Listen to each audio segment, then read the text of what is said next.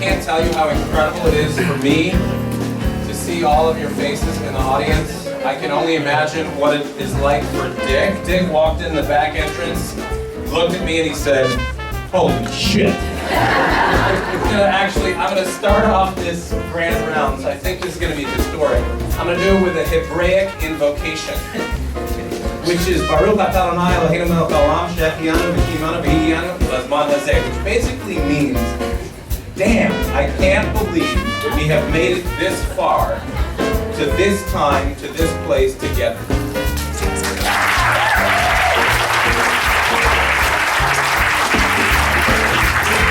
I'm going to segue into the film by saying that they say you can tell a lot about a man by the vehicle he drives. You can tell a lot about a man by the vehicle he drives. As you know, Dick is an avid sailor. And when I think about Dick sailing, I think of the aphorism that goes something like this: you can't sail against the wind, but you can adjust the sails. And Dick really is the quintessential sailor who was always able to harness the prevailing winds to tack his way to where he wanted to go. So that's the sailboat. But Dick's not the kind of guy who doesn't like to sail against the winds. He likes to sail against the winds because sometimes life calls for a more direct, in-your-face approach to tackling problems. And that's where the motorcycle comes in. You know, the biker with the moral compass. So how does Dick use the motorcycle? Head down, throttle on high, full speed ahead, often against all odds. But always to do the right thing and to go to the right place. And that's what this film is about.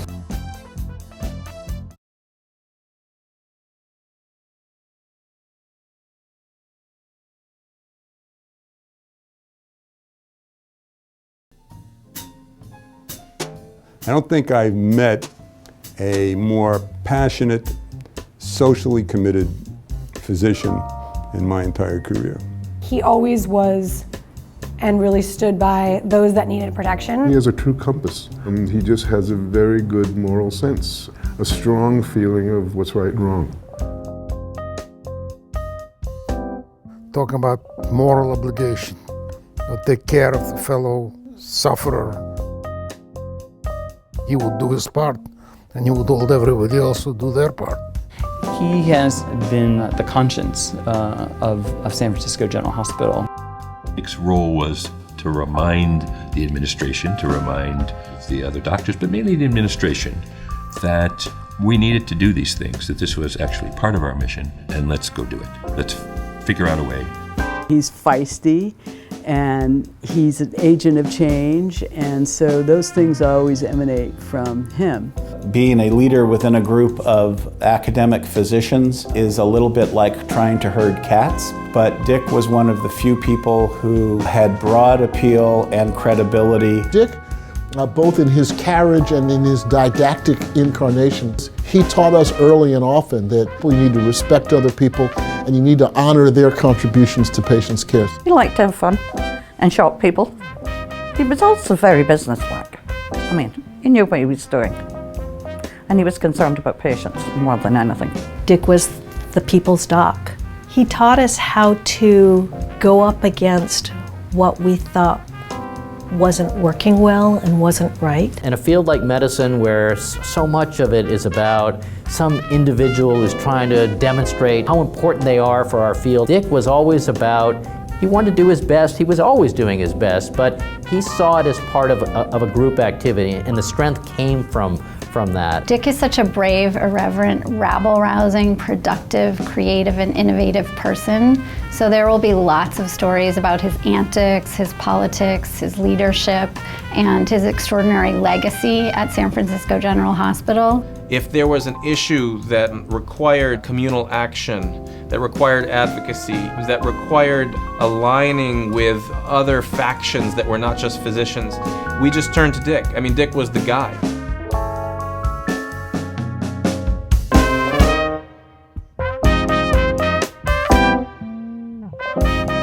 Goal in my own clinical care, to be more like Dick and less afraid to say what I think and less afraid to make the connection between social issues and the medicine that we see. I've never known why Dick or how Dick became Dick, but I've never understood really how he became who he is.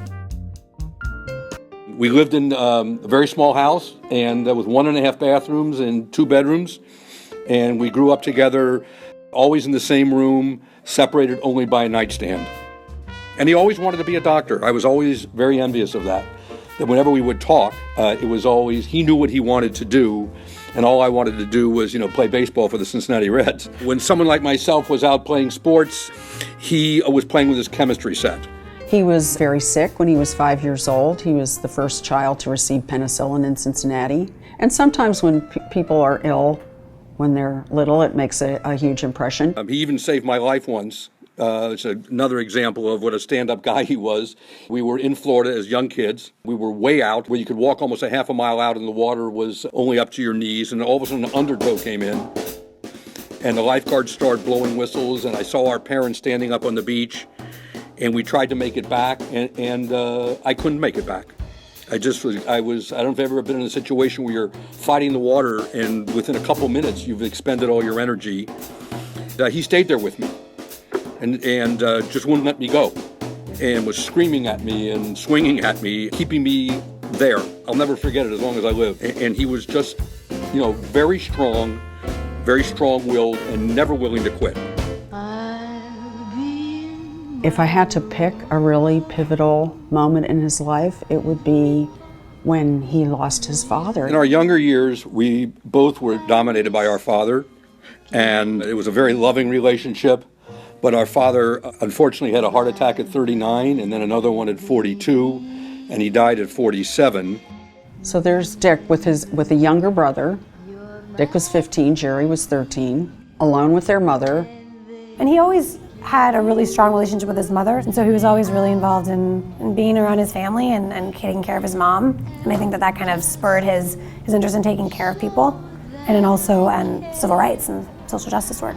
The moment our father died, I walked, and he stayed. And that's just Richard. But I know Dick since 1962. I first met him in the spring of 1962 when I was a freshman at Cornell, and he was a senior. The way I met Dick, I guess not very many people know that Cornell is a hotbed of fraternity and sorority life. There are more fraternities and sororities at Cornell than at any other school in the country, even though it's a relatively small school. I was going to be an exception. I wasn't going to do that. I wasn't interested. I thought it was all about parties. I wasn't going to rush, as they called it. But I had a dorm counselor who had some relationship with the people at a fraternity called ZBT. And he said, they're different. They're not just jocks and party goers, they're good people. You'll be interested, go there. So I said, all right, I'll go to ZBT. I'll meet the people there. I'll see what I think. And apparently he put in some word at ZBT, because when I walked in the door, I was immediately ushered to the fraternity president, who happened to be Dick Fine. He was the senior, president of the house, and he sat me down. And we started talking. We probably spent an hour together, half of it talking about T.S. Eliot. I was an English major, someone had told him that. And I was smitten, I thought, hey, this is different. This isn't just a fraternity. These guys are, serious people. And I joined the fraternity to move in the following fall, and never laid eyes on Dick again. I did not see him before he graduated and finished his tenure as a president. I didn't know he'd gone to medical school. I had no idea where or what had become of him. But in 1969, in June, I took a job working for the National Lawyers Guild, which is a lefty organization, very much pro-civil rights, anti-war. And as part of my job, we worked with the Panthers. And the Panthers, in July of 1969, organized a conference called the United Front Against Fascism. The three-day conference will end with tomorrow's session, most of which will take place at newly named Bobby Hutton Memorial Park, located in the heart of Oakland's Black Ghetto. It was in the Oakland Auditorium in July, the same weekend that the Apollo mission landed on the moon. Okay, I'm on the top step. It's a very simple matter. Walking around, I look and I see this guy who is wearing a flowing red dashiki, long curly ringlets of hair. And I look and I see this face and I stare at it and I say, Dick? It's Dick Fine, who had now become a doctor, which I didn't know, and not that, because I wouldn't have run into him likely if he were just a doctor, but he was very, very politically active. And as I was providing legal services to the Panthers, he was helping medically. See, it's no in between. You're either free or you're a slave. There's no such thing as second-class citizenship.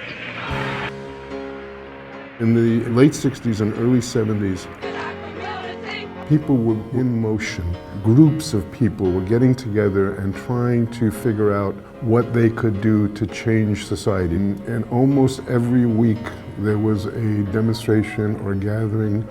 There were grassroots organizations in virtually every profession or job category, job group.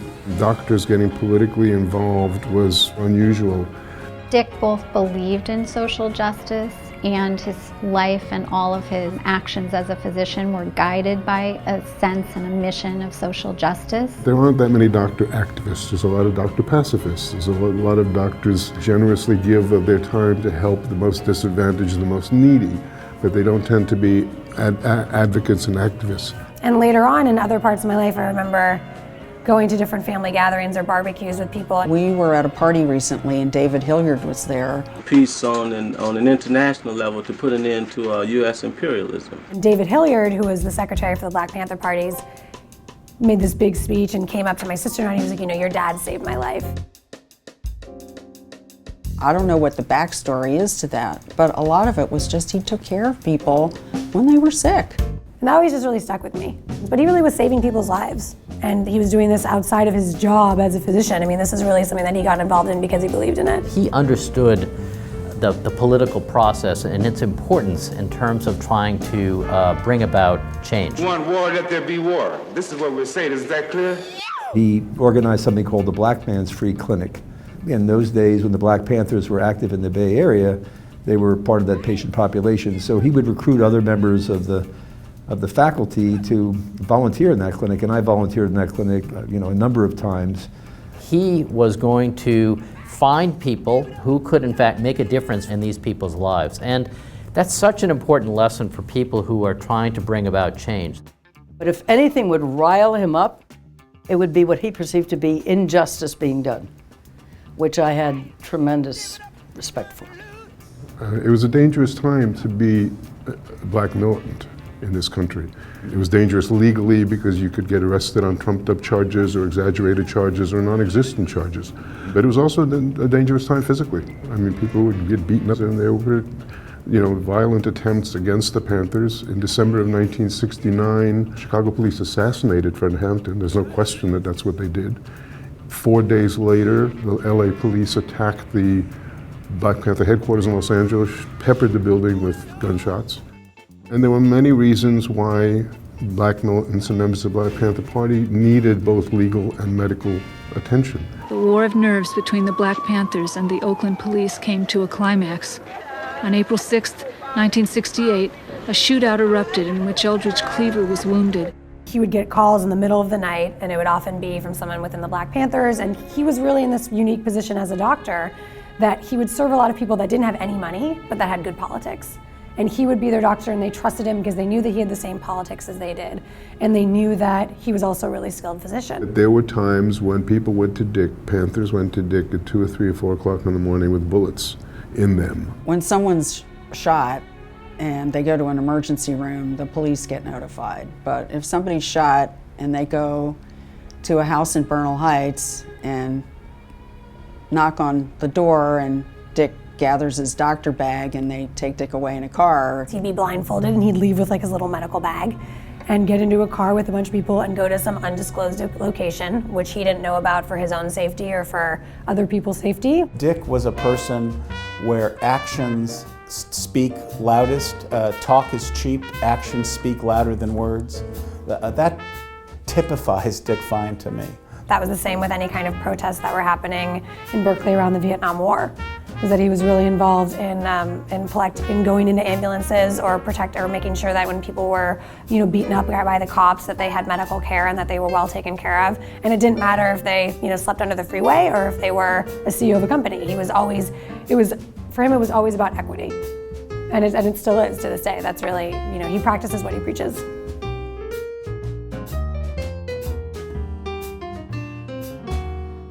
There was a whole lore around him, and you never really knew how much of it was true and how much of it was lore, but it didn't really matter. There were discussions about Janis Joplin. I laid on the table for 45 minutes before he looked at me, right? The guy came in, he looks at me, 30, 45 minutes, feeled me on me, he says, "You have a torn muscle." We went to see a play with him, a musical remake based on the book called Love, Janis, which is how Janis Joplin always ended her letters back to her family back in Texas. And there was one part of the play where they're interviewing Janis Joplin about her health. And she's like, "Yeah, I haven't been doing very well." "Why is that?" "Well, I've been drinking a lot."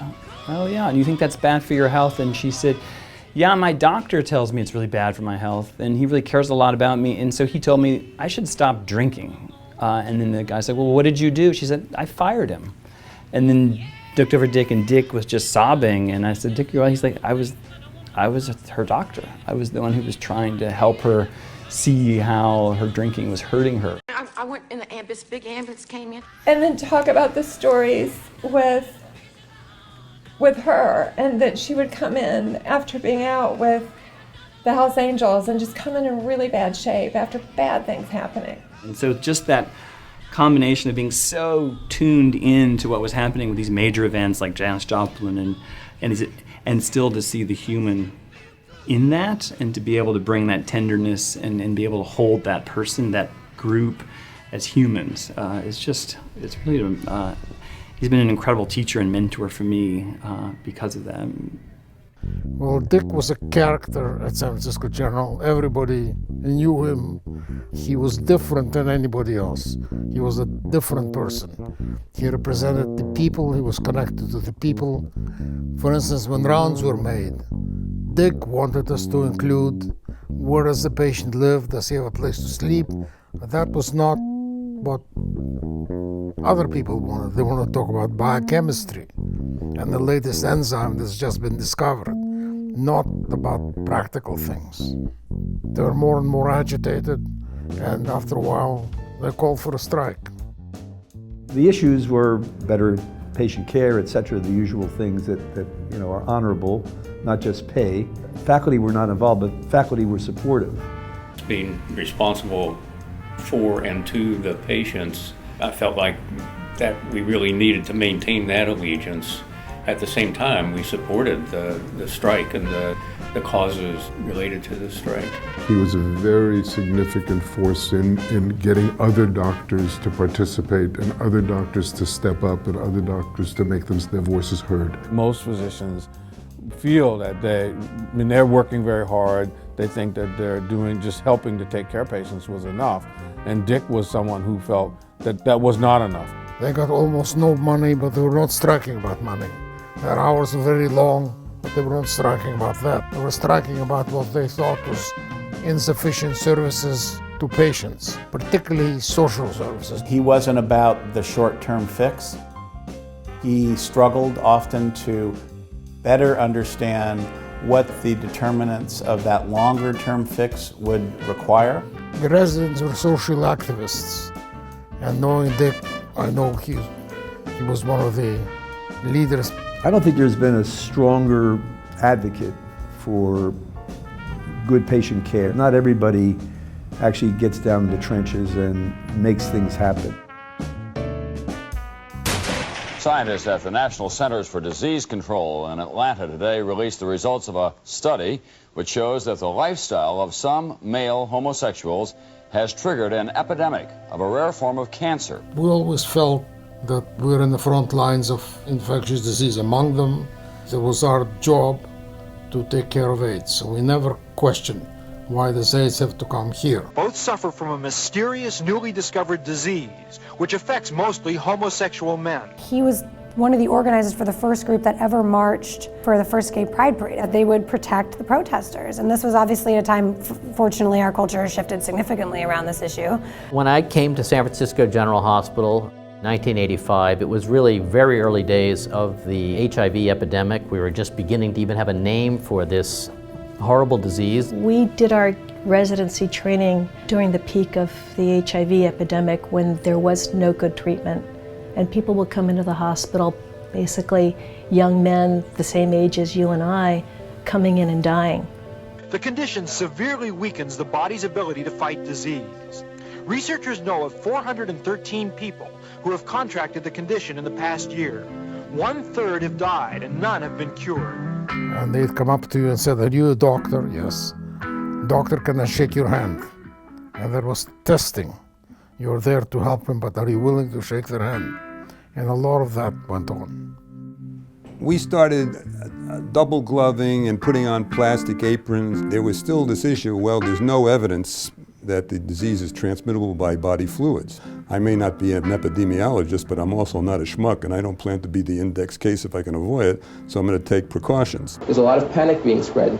Nobody has come down with AIDS from breathing the air. That's number one. Nobody has come down with AIDS who's been a hospital worker. Dick was very involved in editing our policy, and then the shit hit the fan in May of 1987. Because at that time, there was a report of 3 healthcare workers without any other risk factors who seroconverted after being exposed to blood in a variety of accidents. We were all concerned about our personal risk, and I think the protocols were developed. And of course, Dick at this time was now a very senior person on the medical staff, and he was very involved on the executive committee, very involved in writing hospital policy, and again, it was all about social justice. One of the things we were trying to do was figure out a way in which we could legally distribute needles as a way to prevent the heterosexual transmission of HIV, which, by the way, by and large, if you look at San Francisco and compare it to many other places across the country, we averted entirely by virtue of trying to figure out a way to legally buy needles and distribute them through needle exchange programs. It is because so much blood is involved that the widespread practice of sharing needles has spread AIDS rapidly among drug users.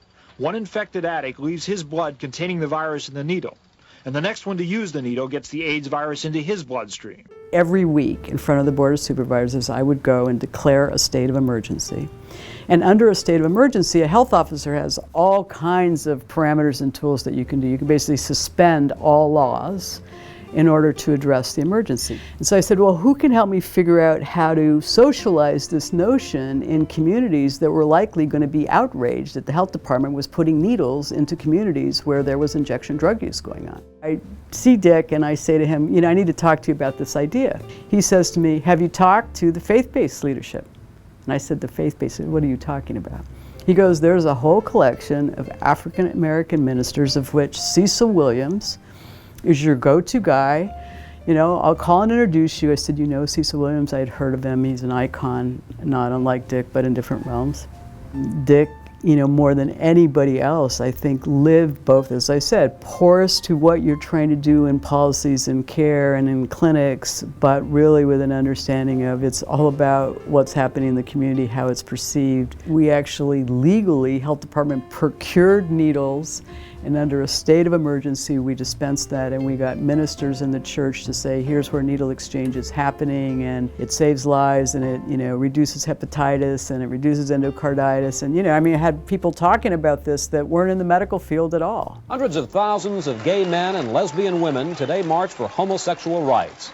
Some 200,000 people marched in San Francisco. Across the nation, the parades were dedicated to victims of the deadly disease AIDS, acquired immune deficiency syndrome. He was just someone super engaged in the process and committed to community. He was exactly the kind of person that made San Francisco, although it was not fortunate at all to have the HIV epidemic happening in San Francisco, in a sense we were very lucky to have physicians like Dick Fine around who were prepared to deal with the crisis that it was, and to be so committed and caring and to connect with the community, connect with the patients, to want there to be a clinical site that could attend to the great need that was going on at that time. Dick was running the general medical clinic. There was a tremendous range of views among different faculty here. There was a lot of fear going on, and there were some faculty who were turning away from wanting to take care of the patients out of concern that their own personal health would be at risk, or colleagues or trainees would be at risk. And then we opened the AIDS ward. It was a whole new world because patients had to accept things which they never had before. Very often the parents didn't know that their son was gay, much less than he had AIDS, and where to deal with all of that. Dick ensured that there was open opportunities in the general medical clinic to treat people with the infection. He was, of course, very attuned to trying to make sure we had practices in place that would make sure that everyone was safe and how they were able to deliver care and not putting themselves in harm's way, but was really someone who was articulate and a leading spokesperson at the hospital of sort of saying, this is part of the responsibility of why we have a place like San Francisco General here. At the peak of the HIV epidemic, San Francisco General Hospital was taking care of thousands of patients with HIV, and they were primarily seen in the AIDS clinic. Dick very early on realized that there was a subset of people who essentially refused to receive care in an AIDS clinic, did not want to be in a waiting room with other AIDS patients. They did not want their families and friends to know that they had AIDS. So Dick felt it was extremely important that we create an alternative for HIV positive patients at San Francisco General Hospital. And that's a really uniquely Dick story. Finding a need and meeting that need where others wouldn't have even have seen it. Dick was always able to make visible what was invisible, bring to light the injustices and the marginalization of many of our patients.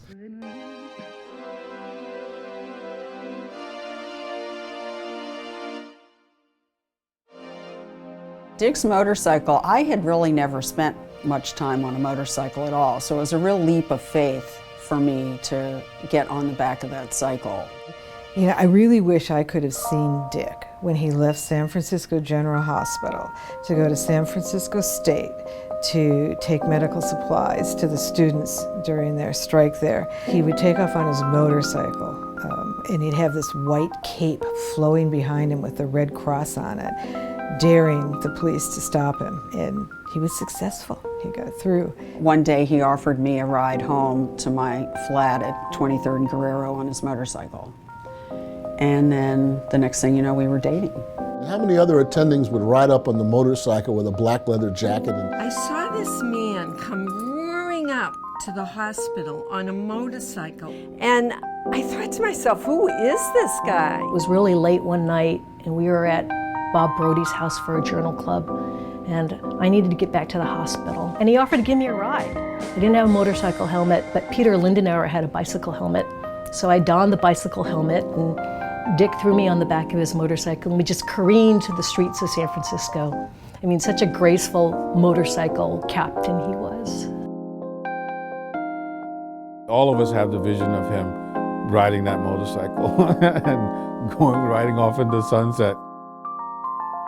Our first date was a motorcycle ride to Washington Square Park, and we saw the San Francisco Mime Troupe put on The Curse of the Dragon Lady, which was about Madame Nu in the Vietnam War. And he brought the food. He brought hummus, pita, and salad, and a bottle of wine. He was and is just a really good defensive cycle driver. I mean, he just knew his stuff, you could tell. He has had accidents, and he had had an accident even before we met. Over the mountain. I got a call one day from, pretty sure it was from Talmadge King, who basically said, hey, you have to do us a favor. Dick's finally did it. He crashed his motorcycle. He's down on the 4th floor, and do you mind going down, talking to the surgical residents, and making sure that they're taking good care of Dick? I was like, race down to the 4th floor. There he is, like tubes everywhere, like bruises, blood, stitches, broken bones, sitting there basically kibitzing with the nurses and the surgical residents, having them like wrapped up in like hysterically laughing while he's actually telling them exactly what they should do. Like he's giving them instructions, like I need more of this medicine, less of this, adjust this way, adjust this way. At that point I realized I wasn't really needed, and I sat down and joined the Dick party. Typically he would drive my sister and I to school on the motorcycle, and there would be one of us in the front and one of us in the back. And my sister and I would always fight over who got to be in the front seat, because if you were in the front seat then you got to do the gears. And so you'd put us in the front, and he'd be like, okay, rev it, and you'd kind of hear him yelling in your helmet behind you. He'd be like, okay, rev it, and you'd go up the hill. And I thought it was really normal to go to school on a motorcycle. 6-year-old and driving the motorcycle to school, I thought that was normal. As impassioned a person as he is, as caring a doctor as he is, as effective an advocate as he is, what always struck me more about Dick was how much he cared about quality of life outside of the hospital. How much he valued his time with his family, with his friends, how much he valued having fun in life. Even if you were working hard at San Francisco General Hospital with Dick, you were always having fun doing it. And that value that he places on enjoying what you do, being passionate about what you do, and also valuing the time outside of work works so well for Dick in such a seamless way. And it really helped me in my career as I was struggling with tension between work and family. He's been inspiring for so many people in so many ways. It's because of the ways in which he was able to marry his passion for work with his passion for life. Well, there is a lot of things going on about new hospital, new building, new this, new that. So one of the things that was decided that we would have a clinic. It was not connected to any new building, because the first clinic was in the old building, now building 9. And they were basically creating general medical clinic at that point. A few years before that, there was no outpatient department. There was no such thing. If somebody had surgery or was in the hospital for something, they just came back to the ward and got checked out afterwards. And this was crazy because we got lots of patients, hospitals full, but we didn't see them between hospitalizations. Either single-handedly or was a leader in the movement to develop an ambulatory practice at San Francisco General Hospital. That before that, there really weren't clinics, so you'd like hospitalize a patient with diabetic ketoacidosis, and then you'd like wave goodbye and you'd see them again in the emergency room or see them in the morgue. When I started as an intern, you called an attending if you were having a problem in clinic. It was difficult in that patients who needed follow-up, who needed ongoing care for something for which they were hospitalized, often didn't get that care. You would take care of patients in the hospital, and they would be discharged to wherever they went. That's no way to practice medicine. So clinic was essential for us. He realized that this was really home, and this was really where he wanted to be. He came back, and there was this task that needed doing of starting an outpatient department. And this was home for him, and that's really what it has been. I mean, literally, the back of our house is a wall of glass, and half of our view is San Francisco General Hospital.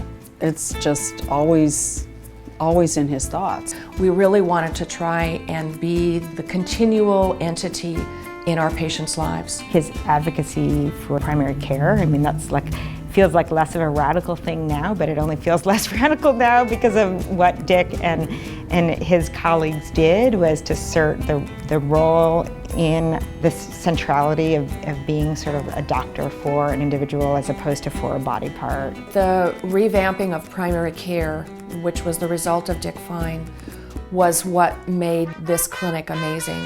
One of the remarkable things about Dick Fine was his ability to see the importance of and role that outpatient care for non-communicable diseases, hypertension, diabetes, and coronary artery disease. He saw the importance of that for the community at a very early stage. The clinic system has enabled us to be much more efficient in the way we manage patients and much more sort of patient-centered in our management. A pivot that occurred in medicine in the United States from hospital-based kind of top-down driven doctor-patient relationships to participatory role, having healthcare be available to the masses. Dick very much characterized that narrative within the faculty's discussions and saw earlier than most everyone in the medical school the inevitability of that progression to community-based services. When I first came on to GMC in '83, they had just revamped primary care. We knew our patients so well that we felt like we were the ones who could better advocate for our patients. And that was Dick promoting that doctor-nurse-patient relationship, that we were the triad for taking care of our patients. Dick had a major role in creating general internal medicine and ambulatory care and continuity of care for patients. He helped change how people view American medicine and care. He wanted others to realize that we needed to improve the continuity of care and that we should actually be there for patients in a more structured way. Dick committed his life and his career to making sure there wasn't always someone different. He was there. He started teams before there were team teaching and team rounds, incorporating the nurses and the residents and the physicians into a team. Really what the testament to Dick is that his original conceptualization of clinic, 30 years later, 20 years later, 20, 30 years later, it's the patient-centered medical home. He was remarkable about seeing the big picture. While he valued opportunities he had to be at the head of the table, as he was with the clinic, he always saw it as sort of like being the head of a table of, say, of a family, and he was so proud of all the activities that went on. I interacted with Dick primarily in the general medical clinic when I was doing my internship and residency, the clinic that Dick created and the clinic in which probably 1 million visits have occurred since he created it decades ago. Dick allowed me to secretly squeeze wayward patients who didn't have a primary care doctor into my clinic panel. There was a secret back door to my clinic that Brenda, the clerk, and Terry, the nurse, and Dick, the medical director of the clinic, held open, allowing me to keep adding patients to my panel as long as the chaos remained somewhat well orchestrated and didn't create problems. Dick Fine was an institution. Dick is a socially committed, obviously left-wing, Jewish intellectual, and he's a figure that's larger in life. Whether he knew it or not, was actually acting out on Tikkun Olam, trying with every fiber of his being to make the world a better place and to right injustice. Facing up to injustice, whether it politically, socially, or medically, was what Dick Fine is all about.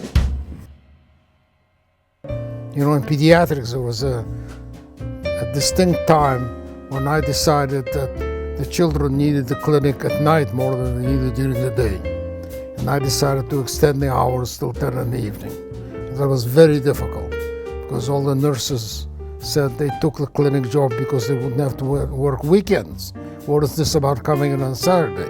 They refused. It was a big battle. That was my battle, but Dick was not involved. Did you win that battle? I won the battle. How did you win that battle? I won the battle by saying, if you want to work here, it will be open Saturday. And if you don't want to work here, I'll get you a job on the ward. And then once they started working Saturday and Sunday, they realized that they can go shopping. Shops are less crowded. There are some advantages. They didn't all love it, but they accepted it. And they saw that the patients needed it. Can I ask you a personal question Sure. about that very thing? Did it make it any easier for you to put your foot down, knowing that down the hallway was another guy, Dick Fine, who was also willing and able to stand for what was right? Do you know what I'm getting at in terms of this question of a culture of conscience? Yes, it was easier. Tell me about that. Dick was way ahead of me in terms of being the conscience of and all that. He was always up front, always pounding. I was not. I took some good positions, some I just kept quiet. So Dick was ahead of me. But it was nice for me that he was pushing in the same direction and pushing harder than I was. At the time, the crack cocaine epidemic cost the city and county of San Francisco as much as the budget deficit for the city and county of San Francisco. One of the things that I was observing in the patients that I saw was middle-aged and older women who were coming to clinic, grandchildren in tow. I remember on a summer afternoon out in the Bayview meeting this woman who was in her early 60s and her 3-year-old granddaughter, and I was just making casual conversation and said, "Oh, so your granddaughter's staying with you for the summer?" And she said, "No, I'm raising my granddaughter." Started asking more and more questions about what were the reasons behind that, and then found out in that neighborhood 1 out of 3 children was being raised by someone other than their biological parents.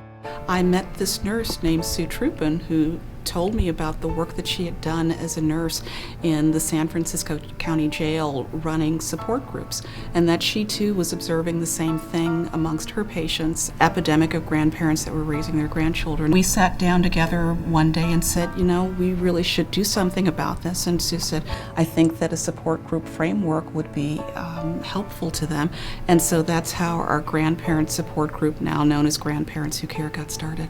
I went to Dick and Tricia saying, is there any way I can get a few hours of my time, which seemed pretty out there. It wasn't something that anybody had asked for really before. There wasn't a program that was demanding this. Dick was supportive to me personally and supportive to this program by giving me the space and the time to grow the program. We had ourselves, we didn't have an office, we didn't have staff, but if it were not for him, it would not have happened.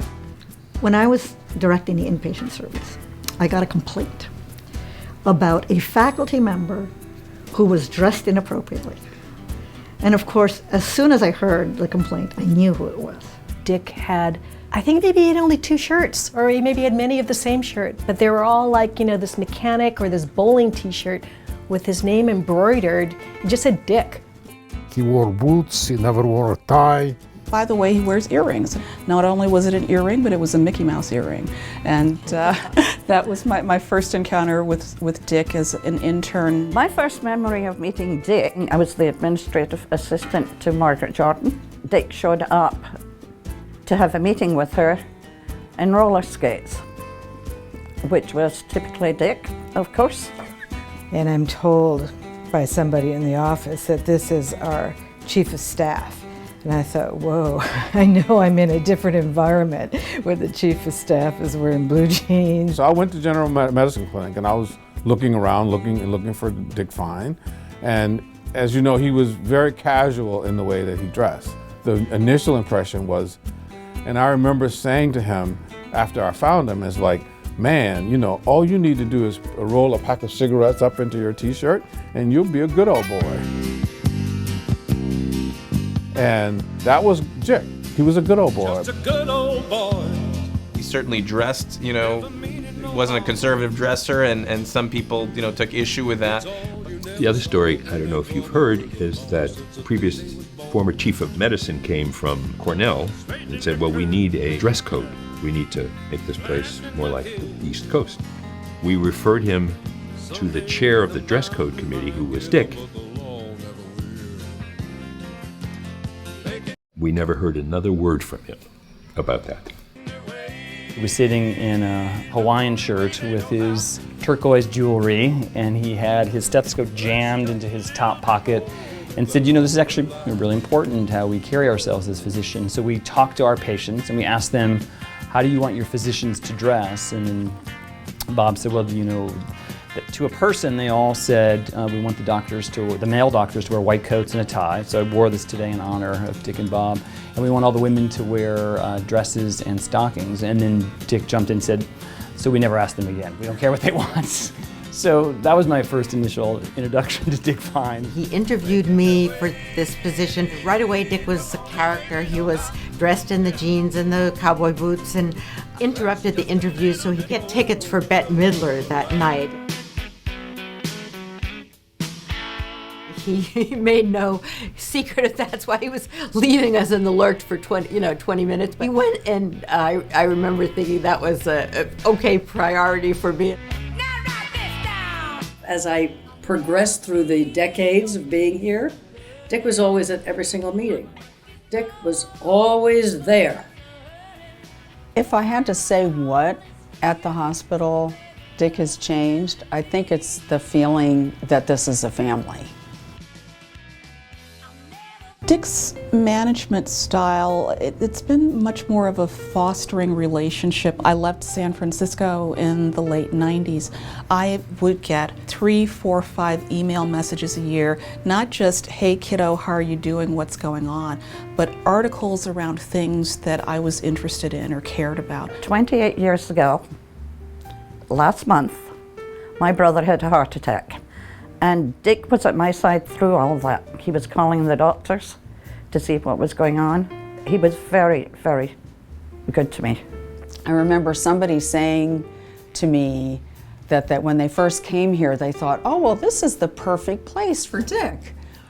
You know, it's this sort of mellow, warm, you know, loving environment. And then that person realized, oh, that's because Dick made it like this, and he encouraged that. Dick managed people and programs less through his own, you know, A goes to B goes to C logic, and more through his relationships with other people, people that many times worked for him or worked with him. For example, the fact that he empowered the nurses over so many decades just basically meant that they ran the clinic. Dick was always an advocate for, defender of, and promoter of nurses, social workers, other people on the team. We now call them teams. He does respect nurses. You know, that's, I think, just very clear. If I had to fight a battle, it would be Dick Fine to be on my side, because I know that he has, his integrity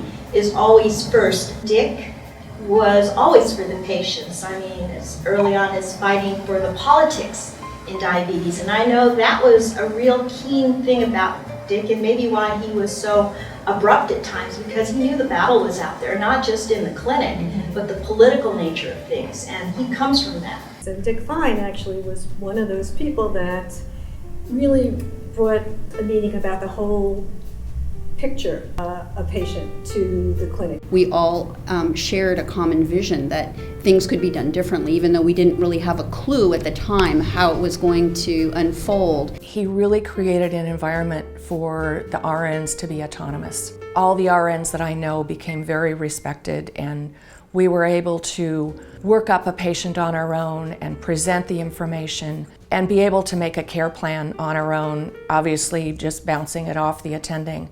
But Dick really championed that, and I think that's why GMC has the nurses that it does, just knowing that there's attending backup, and I thank Dick for that. Dick was such a character. He actually carried that out in his daily activities with his patients and with the staff. He wasn't covering up for anything. He wasn't trying to impress you. He was just trying to do his job, do it the best way he could. And you always tell us how good we are. I don't feel that I'm the worker there now. I started working at the clinic March 15, 1973. And that's when I met Dr. Fine, because he's the director of the OPD clinic during those days. He was the one who mentored me, who taught me what to do in the clinic. Every Christmas we're always in touch. He always sent me this card with this newsletter that I really love reading it. He's just, I mean, he doesn't seem to be like a doctor to me. He's just like my older brother. But I'm older than I'm older, but he is a really good brother, you know. We were encouraged to keep learning. When I trained as a nurse, even though I had a Bachelor of Science in nursing, lifelong learning as a nurse wasn't promoted.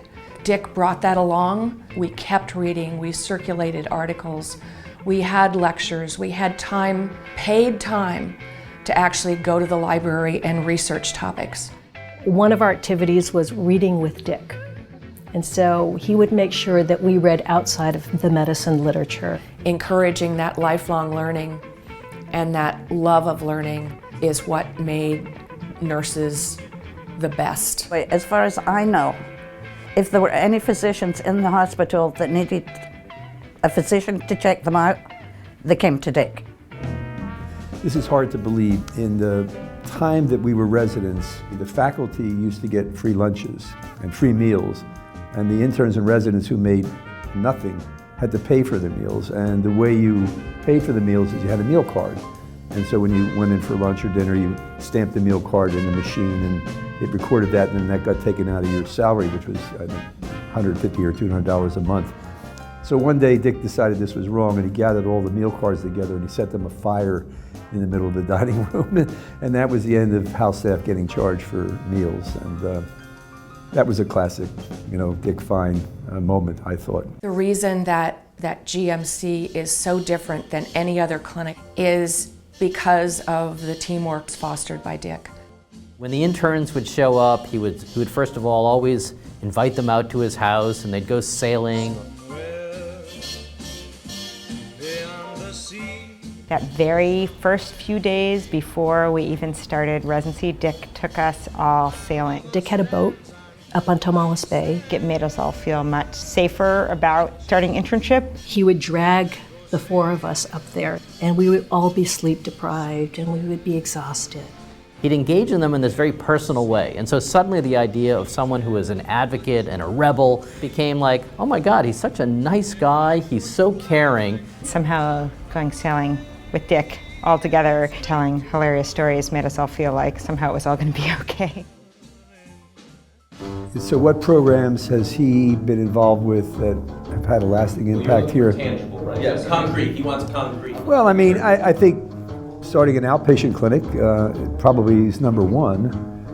I think having developed the program for jail medicine, I mean, I completely forgot to mention that, but as you asked the question, I mean, I think jail medicine... Hold on, I've got a motorcycle. Oh. It was Dick's motorcycle. Yeah, right. And his daughter's driving without a head. He started the San Francisco General inpatient psychiatric jail ward. He had a huge impact on that and on the jail health program. What healthcare was like for prisoners in the jail was basically there was none, that the doctors were marginally competent, that they came and went, that special diets never happened, that people were dying of diabetes because they weren't eating properly, people were not getting medication that they needed. If you were sick while you were in the jail, which happens quite often, either you were cared for by a few staff in the jail or you came to the emergency department. Jail inmates in the hospital is that they would come in, they would go on a regular ward, they would be handcuffed to their bed, and a sheriff's deputy would have to be on duty 24/7 guarding them. I mean, people would be handcuffed to the operating table. I mean, it was ridiculous. It was crazy stuff. There were community block grants available for community clinics, and Andrea and Dick figured out that a jail is a community, so they wrote a grant called the Medical Care Project for Institutionalized Persons and got community block grants for this clinic, which was the San Francisco County Jail. Well, I would say that Dick exhibited the conscience of the physician, of the medical staff, that it is our obligation to take care of. He also had the ability to discern the important elements that would lead to the more sustained, durable, impactful solution. We're sitting in the Center for Vulnerable Populations. That is an outgrowth of the kind of commitment he had. During a time when we were just beginning to initiate Healthy San Francisco, I managed to orchestrate a meeting, happened to be on Halloween, and so me, Dick Fine, Teresa Filella, and a couple other people met with Mitch Cass downtown, and we agreed to meet out front. So we pulled up out front, I walk out, and there's Dick Fine, dressed with a black cape in purple, wearing a little headdress that had devil's horns on his head. And I said, what's with the devil outfit? And he's like, I'm gonna tell him the devil's in the details, Jeff. That's what this is about. Back in 2003, he was very involved in bringing out folks to do buprenorphine waiver trainings. Buprenorphine had just been approved by the FDA for office-based opioid addiction. He was one of the leaders in getting people out here in San Francisco in the Department of Public Health trained. So I was in that first batch of people that got trained. For example, his work with people with chemical dependence. So he was the person that promoted how to do opiate maintenance with dignity, which led to the OBOD project. So it was great to have that example that he set forward. The other piece around addiction is, how do you implement treatment into a setting like this?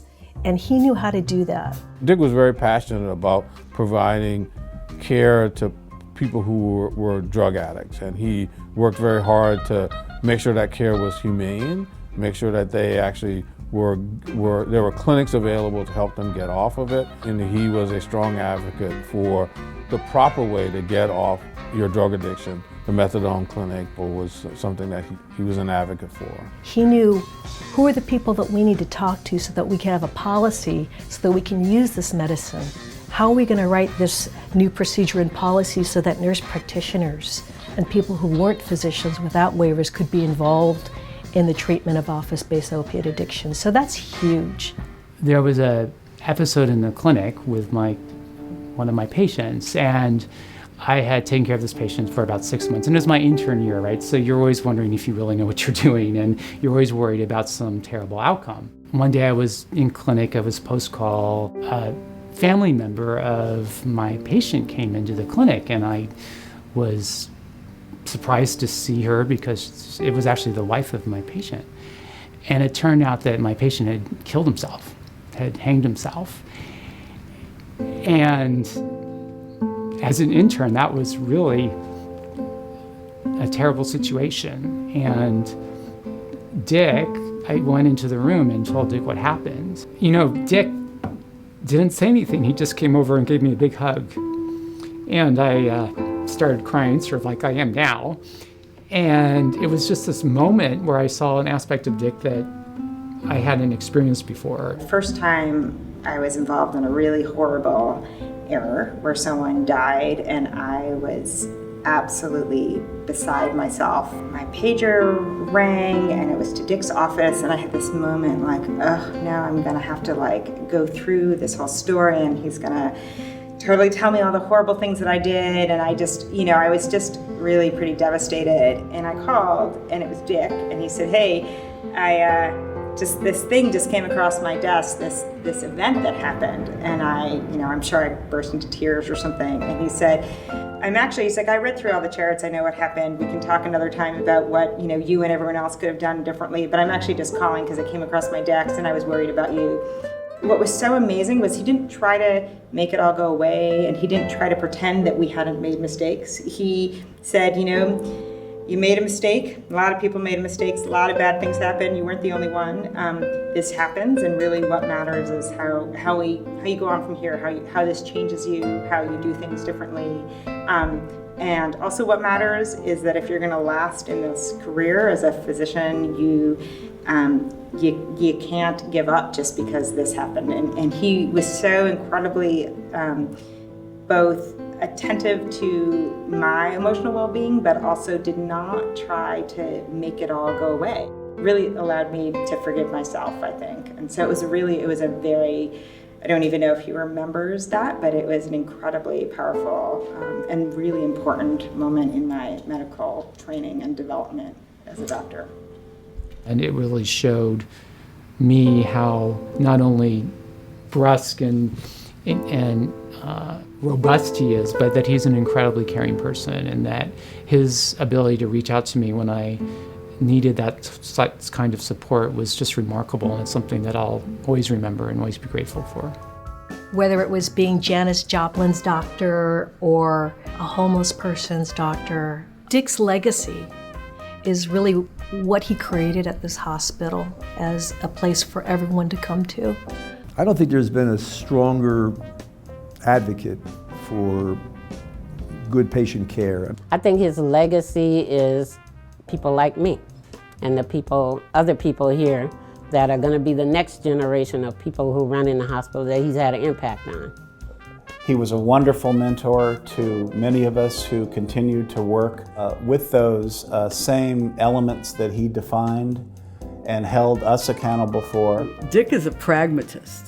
He's very practical. There's nothing theoretical or abstract. It's all quite real and on the ground. And one of the things I loved about him is that you get what you see.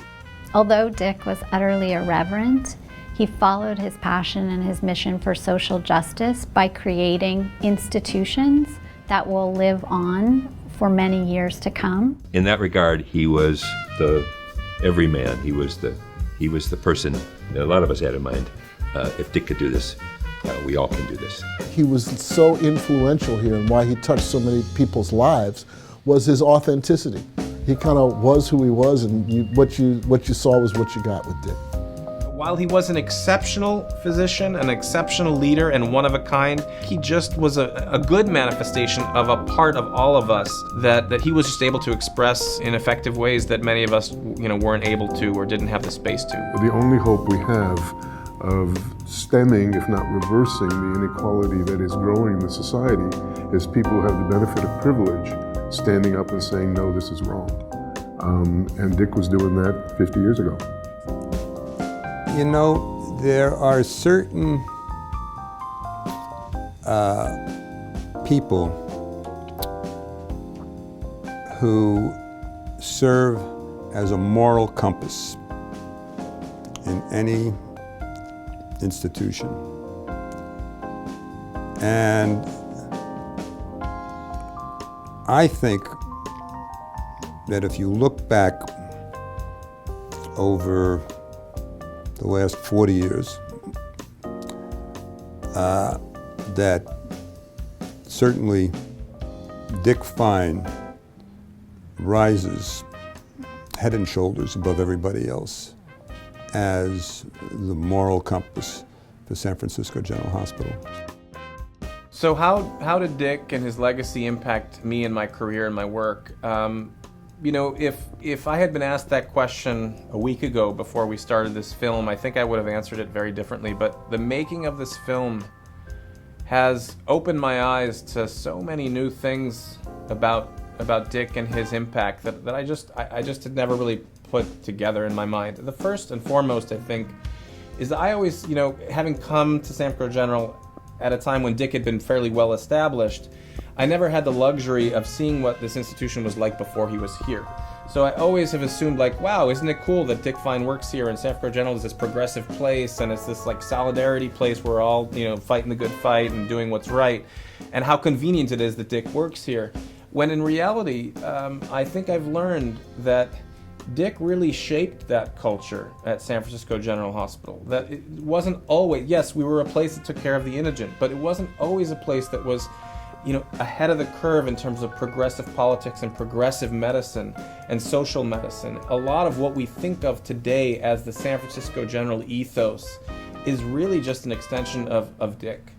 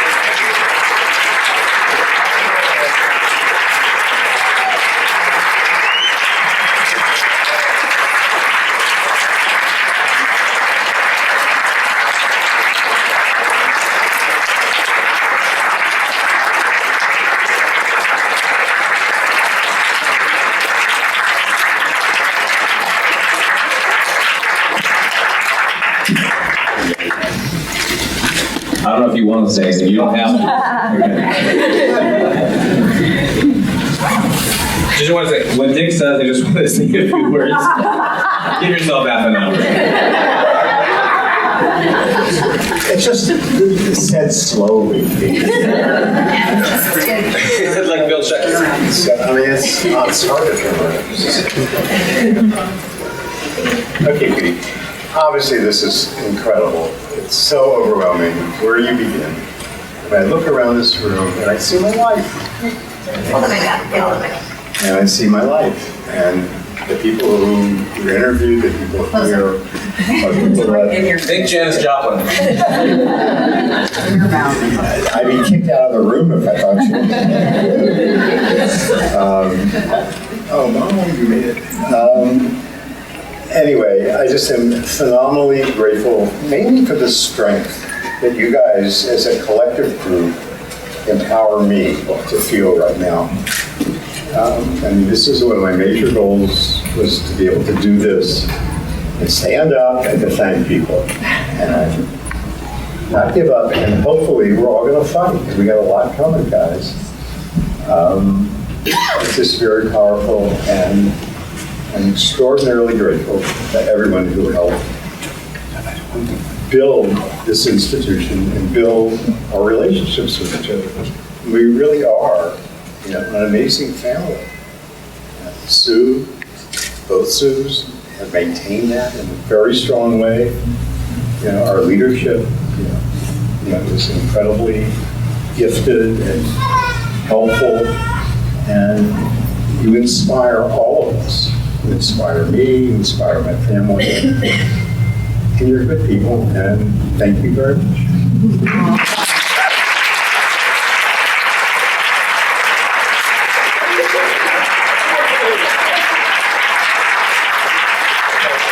Time to use our collective resources as we rebuild San Francisco Gym, especially the new building. Here it comes. And gracious gifts we're getting to thank people. Holly Smith, thank you for firing me twice. Rehired. Anyway, again, let's go kick some ass.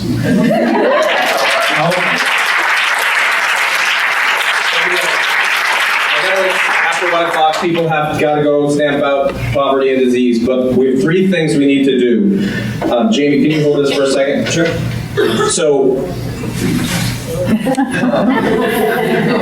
So we have made a t-shirt. I think Alicia Fernandez, are you here, Alicia? Okay, so Alicia said right at the beginning of the interview, she said, I want to be more like Dick. So we made a t-shirt. This is a Dick with his specs, the mirror glasses and the flower behind his ear. And it says, I want to be like Dick. And in the back, it says, he's as real as it gets.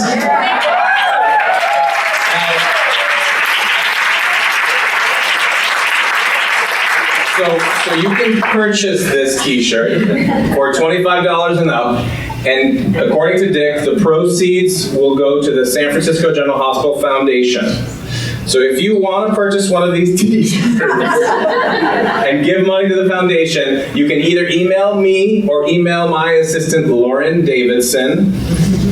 We're in the UCSF directory and the SFDPH directory, and tell us your size, and we'll work with the foundation to have a whole system in place. That was number 1. Number 2, I wanted to invite the chief of the medical service, Neil Poe, up to the podium for a special awarding moment. So first of all, I want to give thanks to Dean for his...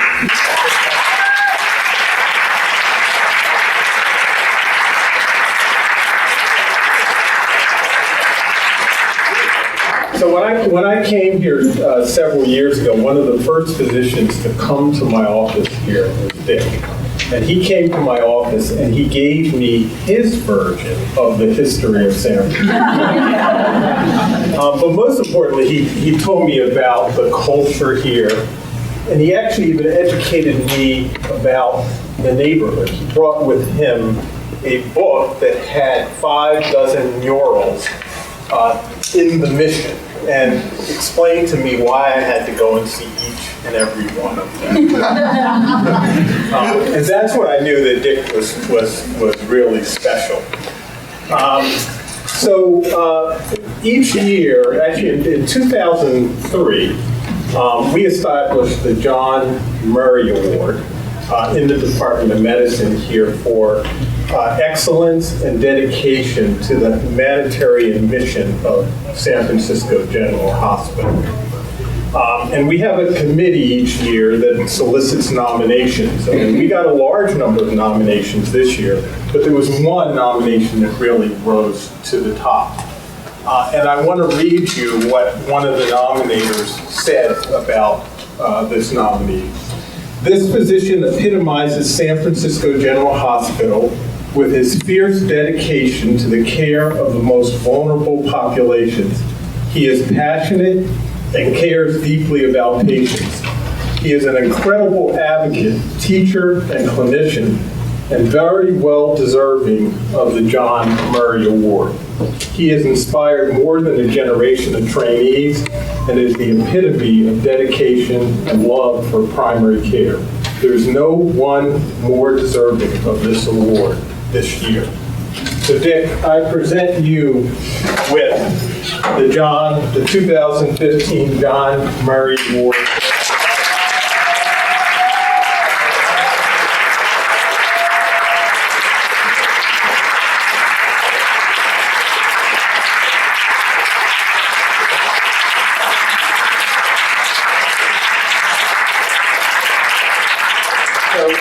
Thank you for the contributions you've made here. Thank you for transforming the colleagues. Thank you for transforming this place. And most of all, thank you for being Dick Bach. I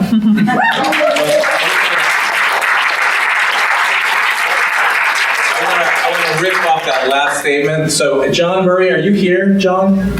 John couldn't make it today. He's getting cataracts. He's getting cataract surgery like everybody over age 75 is right now. But when I was doing my research for this documentary and looking at the archival material at the San Francisco General Hospital Library, I came across a bunch of articles about the strike.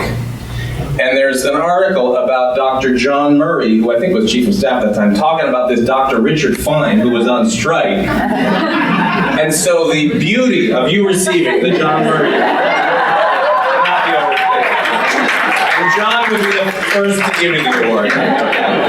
Because subsequent articles, this is actually an important point, 2 or 3 years later, John was giving testimony to the supervisors about the conditions that the patients were sustaining at San Francisco General. So he was channeling you as he was giving that testimony. So it's great that you got the award. The last thing I wanted to do was first to invite Alice Chen down to the front and Claire Horton down to the front. The three of us are, I call us the Three Musketeers. We are the three followers in your footsteps as medical directors for General Medicine Clinic. Was that? How many twins? And yeah, a lot of twins, exactly. That's why I said I want to be like Dick. So I'm going to hand it over to Claire, who is the current medical director of the General Medicine Clinic, for a brief announcement.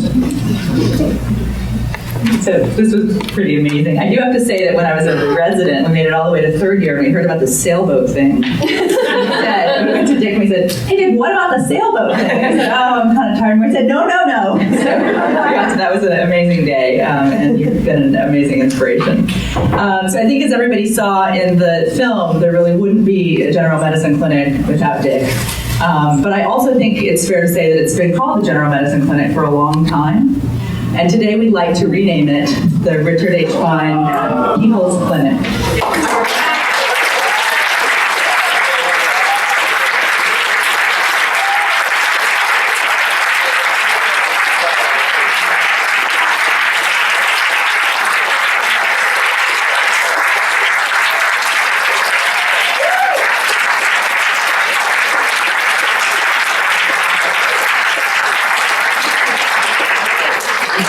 So I can't think of a better name and a better reminder every day as I walk through. I haven't got 75 million. It is the Zuckerberg People's Richard Fine. I think it's a good kind of balancing measure. support. And Yeah, let me just, can I just, when we pitched the idea to the Sues about the Richard H. Fine People's Clinic, they're like, that's great. What other hospital could you do that? Okay, thank you everybody for coming.